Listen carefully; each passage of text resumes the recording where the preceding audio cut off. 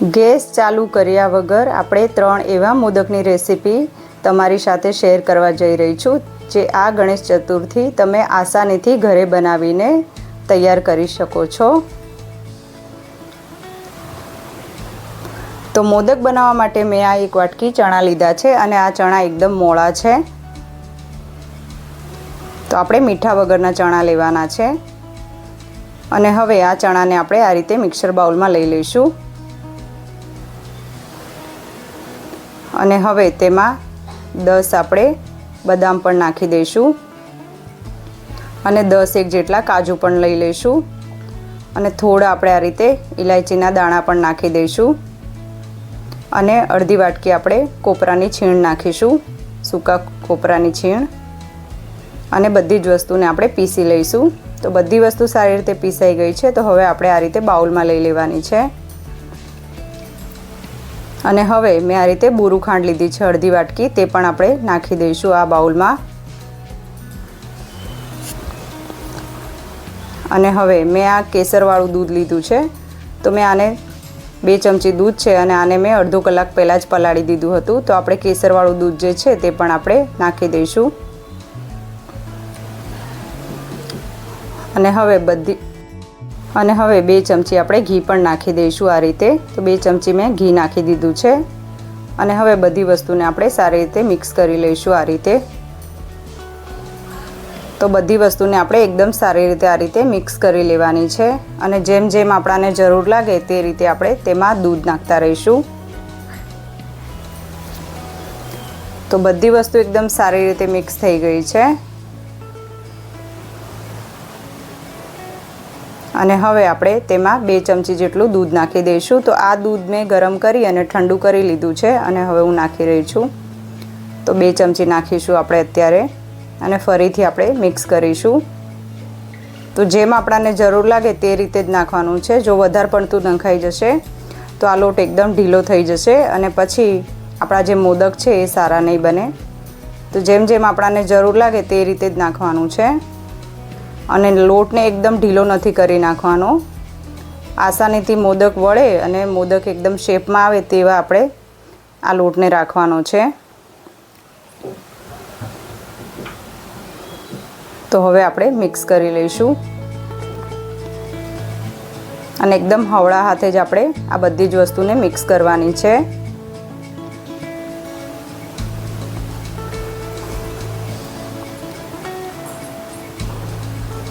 તો બધી વસ્તુ સારી રીતે મિક્સ થઈ ગઈ છે।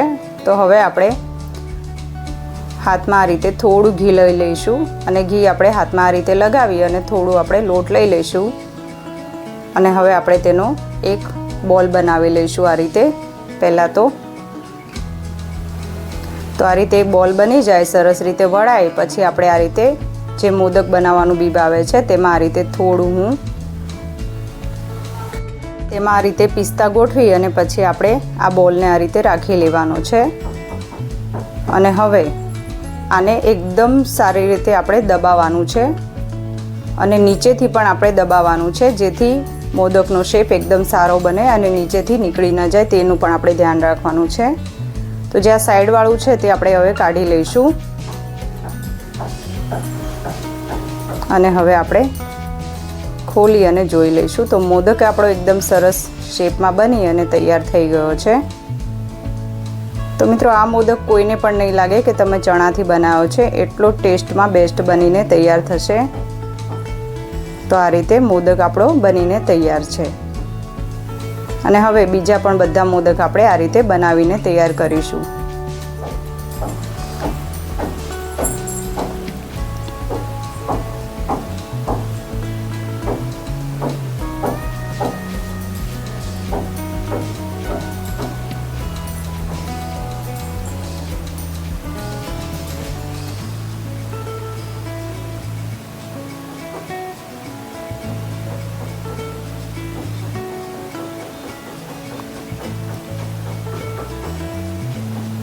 તો બીજો મોદક પણ આપણો બનીને આ રીતે તૈયાર થઈ ગયો છે એકદમ સરસ અને હવે આપણે બધા જ મોદક આ રીતે બનાવીને તૈયાર કરી લઈશું। તો મિત્રો એકદમ સરસ આપણા મોદક બનીને તૈયાર થઈ ગયા છે। અને લુકમાં પણ એકદમ સરસ લાગે છે.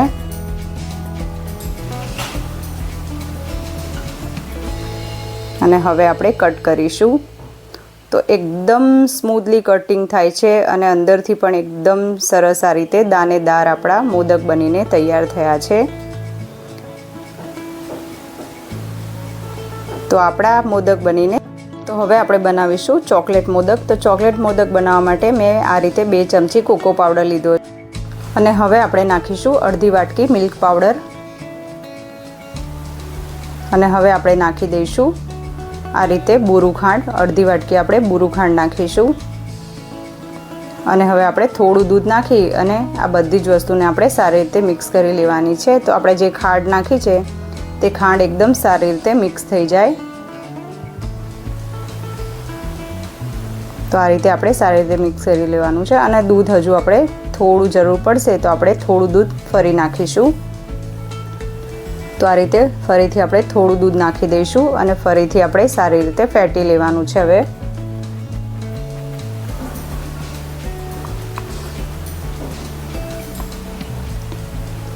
તો ખાંડને આપણે એકદમ સારી રીતે આમાં મિક્સ કરી લેવાની છે, નહીં તો ખાંડના ગાંઠા પડી જશે. તો આ રીતે એકદમ સારી રીતે આપણે મિક્સ કરી લઈશું. તો એકદમ સારી રીતે આપણી ખાંડ મિક્સ થઈ ગઈ છે.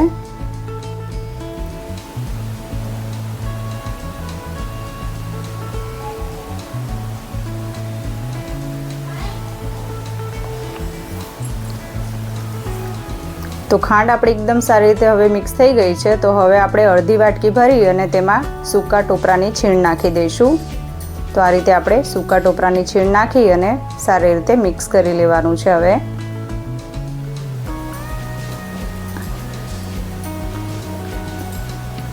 અને આ મોદક ખાવામાં એટલા ટેસ્ટી બને છે મિત્રો કે બાળકોને પણ ખાવાની ખૂબ જ મજા પડી જશે. અને હવે આપણે હાથેથી એકવાર સારી રીતે આ રીતે મિક્સ કરી લઈશું.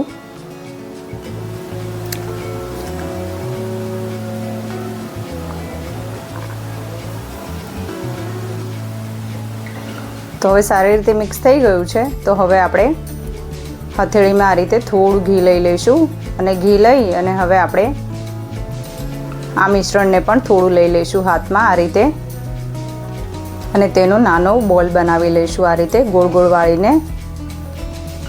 અને હવે આપણે આ રીતે ગોઠવી લઈશું અને મોદકનો શેપ આપીશું.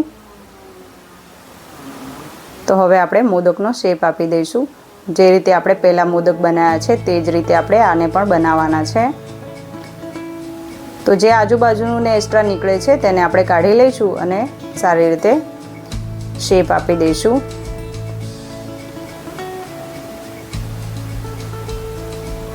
અને હવે આપણે ખોલીશું ને મોદકને ચેક કરીશું. તો આપણો ચોકલેટ મોદક પણ બનીને એકદમ સરસ તૈયાર થઈ ગયો છે આ. અને મિત્રો તમને અત્યારે આ ભલે ઢીલો લાગે પણ 15 જ મિનિટમાં એકદમ સરસ સેટ થઈ જાય છે અને ફ્રીજમાં રાખવાની કોઈ જરૂર નથી, તે જાતે જ સેટ થઈ જશે. અને હવે આપણે બીજો મોદક પણ આ રીતે જ બનાવીને તૈયાર કરી લઈશું. તો આ રીતે બોલ બનાવી અને આપણે આ રીતે ગોઠવી લેવાનો છે અને તેને મોદકનો શેપ આપી દઈશું. તો આ રીતે આપણે મોદકનો શેપ આપી દેવાનો છે અને આપણો આ મોદક પણ બનીને એકદમ તૈયાર છે. અને હવે બધા જ મોદક આપણે આ રીતે બનાવી અને તૈયાર કરી લઈશું. તો મિત્રો આપણા ચોકલેટ મોદક પણ બનીને એકદમ તૈયાર છે અને હવે આપણે કટિંગ કરીને જોઈ લઈશું. તો એકદમ સ્મૂથલી અને સરસ રીતે આપણા મોદક કટિંગ થાય છે અને ટેસ્ટમાં તો એટલા સુપર લાગે છે કે ખાવાની ખૂબ જ મજા પડી જશે. તો મિત્રો હવે આપણે બનાવીશું માવા મોદક. તો આ માવો મેં ઘરે જ બનાવીને તૈયાર કરેલો છે અને આની રેસીપી તમને મારી ચેનલમાં મળી જશે. તો આ માવો આપણે લઈ લઈશું. 1 વાટકી માવો છે અને હવે આપણે તેમાં ઇલાયચી પાવડર નાખી દઈશું અને થોડી આપણે આ રીતે દળેલી ખાંડ નાખી દઈશું અને અડધી વાટકી કાજુને આપણે મિક્સરમાં પીસી લેવાના છે અને પાવડર બનાવી લેવાનો છે. તો આ જે કાજુનો પાવડર છે તે પણ આપણે તેમાં નાખી દઈશું અને હવે બધી જ વસ્તુને આપણે એકદમ સારી રીતે હાથેથી મિક્સ કરી લેવાની છે। તો ખાંડ જે છે તે એકદમ સારી રીતે માવામાં મિક્સ થઈ જવી જોઈએ, તેમાં કોઈ પણ ગાંઠો ના રહે તેનું આપણે ખાસ ધ્યાન રાખવાનું છે।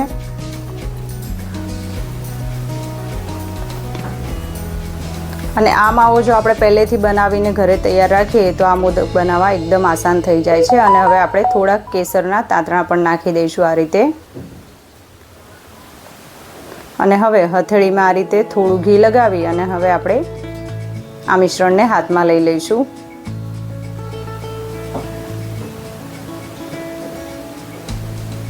તો આ રીતે આપણે તેનો બોલ બનાવી લઈશું। અને હવે આપણે આ રીતે ગોઠવી લઈશું। તો થોડી તેમાં આ રીતે તમારી પાસે ગુલાબની પંખુડી હોય તો મૂકવાની, તેનાથી જેનો લુક છે તે એકદમ સરસ લાગે। દેખાવમાં ના મૂકો તો પણ ચાલે, તો પણ એકદમ ટેસ્ટી જ બનવાના છે આપણા આ મોદક। તો હવે જે સાઈડનું છે તે આપણે બધું કાઢી લઈશું।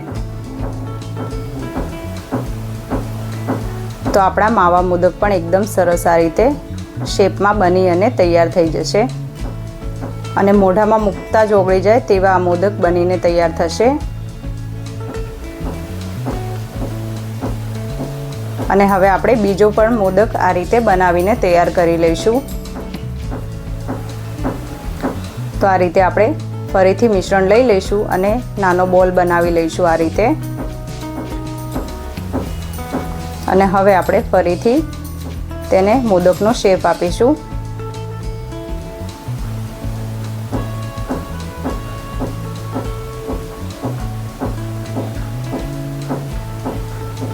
તો આ રીતે મોદકનો શેપ આપી દઈશું।